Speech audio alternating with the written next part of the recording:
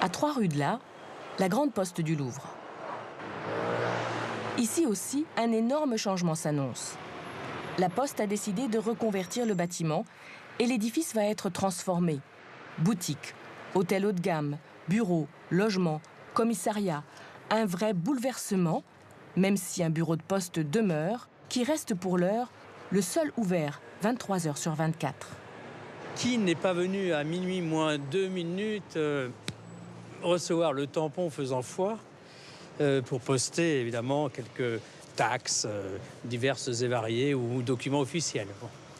Donc le péristyle de la Poste du Louvre, c'est l'élément architectural qui va être préservé dans la transformation du bâtiment. Car il a une valeur symbolique, mais il a une valeur urbaine. Si on regarde en face, de l'autre côté de la rue, on voit que plusieurs bâtiments forment un îlot. Ici, l'îlot, c'est la Poste du Louvre.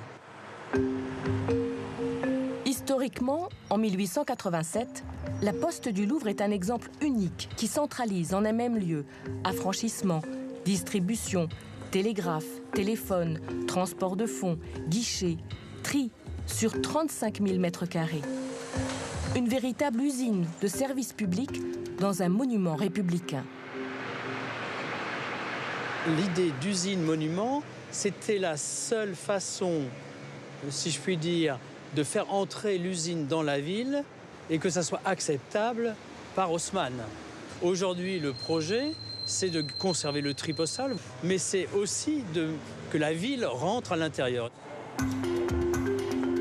Et pour cela, Dominique Perrault entend évider le bâtiment. Au XIXe siècle, l'architecte Julien Gadet a voulu d'immenses espaces de travail, comme cette salle de tri. Une salle toujours en fonction aujourd'hui.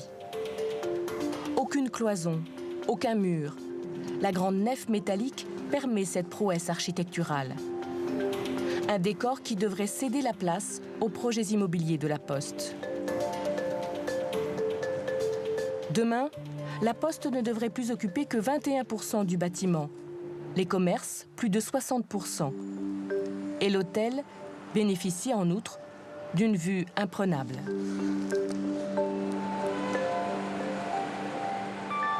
Vous avez donc l'ouest ici avec la vue sur la Tour Eiffel, et puis ici l'église et le centre Georges Pompidou. Évidemment, on va jusqu'à Montmartre sur la partie nord.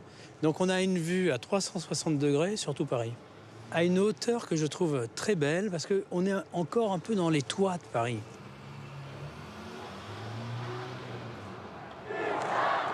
Un kilomètre plus